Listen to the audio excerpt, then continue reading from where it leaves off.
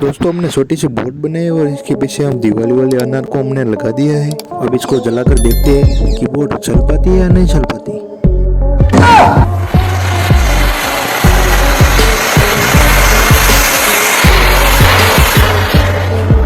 एक अनार से कुछ नहीं हुआ, दो लगा कर देखते हैं।